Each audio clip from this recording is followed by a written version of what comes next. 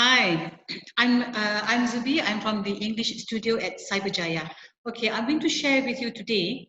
It is a strategy, and it can also be it is an activity actually, right? And it is called "You Are the Expert." Okay, so what is it? Now, as the title goes, you are the expert, right? Is the empowerment of knowledge to our students, to the learners, to share something, to learn something, to find out about something, and to share this knowledge with others. And it is also a motivational tool. Why? Well, I had problems with my students before. They are college students. They do not want to read. They didn't like to read. And every time when they have to present something, they always say that, I don't know, they didn't know what to say. They didn't know what to talk about. Okay, so when I use this activity, it really motivated them to say something. Right? And also boost their self-esteem and increase their confidence level. And the beauty of it is, they learn without knowing. Okay, Haley, next slide. Right, who can benefit from this? Everyone, school children, working adult, parents, college and university students. So in general, everyone. Yes, Haley, next one. Okay, what is the principle behind this activity? It's a decision making. We are teaching our students to decide what knowledge they want to share with us. Which one do they want to highlight? Which one is important to them? Which one is close to their heart? Right? And it is also learning at their own pace. Right? As I said before, is the ownership of knowledge. They only share what they can do, and they only share what they know, and they only share what they like, and they only share what they are ready to share. Okay, and it's like learning and sharing. Okay, right. What are the rules? The rule is, when you share knowledge with other students, right, you need to share something that you have done, something that you know that you can do, something that you know is interesting to you, right, and maybe interesting to others. And number two, you need to listen. When others share, you need to listen. Number three, whatever they share, you need to respect. And number four, not only you listen and respect, but you need to appreciate this new knowledge. It may be something that you already know, but maybe it's done in a different way. Okay? And also you need to be curious. So you can ask questions, right? And find out more. Yes? Next, Haley. Right, how do we go about it? Like, take small steps. The idea is we want to encourage our learners to find out, to go on the internet, to read books, to find out, to see what is around them, right? So take small steps. Do not start with a mega super project and, for example, ask them to talk about something during the assembly.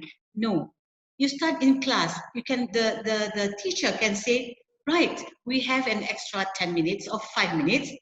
Let's talk about who wants to tell me something that they have done or something that they can do. So I had this student who talks about how to make chapati, right? And you know there are about hundreds of ways how to make chapati. Okay, so it's a sharing thing. Take small steps. Now, there's no, you don't have to force anyone to say something. If they're not ready, they can volunteer, right? And of course, you have the stages. You cannot just, ask them to go to the topic first and so on. And you need to keep the time. You cannot go on and on. And teachers, you need to keep tab. You need to make sure that they are on track, right? Okay, next. Oh, that's it. Yes, I think that's it. Okay, and you've fallen in with time as well. So when you're talking about you are the expert, what exactly are you suggesting that teachers do? Okay, do not ask them to like go and research, do a bit of research, go to the library and read this. No, say you are the expert. Let's say next week you have to do a topic on flora and fauna. Yeah, ask them to choose an animal that they like to talk about, and they go and find out. So they are the experts. when talking about this animal. Okay, so what you're talking very similarly to what Ms. Ranjini was talking about in terms of that in student empowerment, Yes. that ownership. So in terms, what you're saying is that it's the way the teacher gives the task. So Yes, that's right. So how would a teacher ask the students to do it? Okay, because in our classroom, we have topics that we do like every week or every month. So before we start, before teachers actually give them, you ask them, okay, who would like to find out about this? Do you know how to do this? Why not you share it in class, right? So from from this sharing session, and then you can go on and do some other things like, okay, let's do a small research. Absolutely, and I've just seen a comment in the box from Debbie who says that you can get students to form learning forums to share ideas of interest, which is good for ownership because there's choice. And I think that idea of choice is something that's been really strong over this remote learning period, is that we can set tasks that allow students to choose what they're interested in, which is really interesting. Anne, did you want to add anything in? So I was going to make that link to student ownership, mainly because a lot of this are skills that we need to teach the students.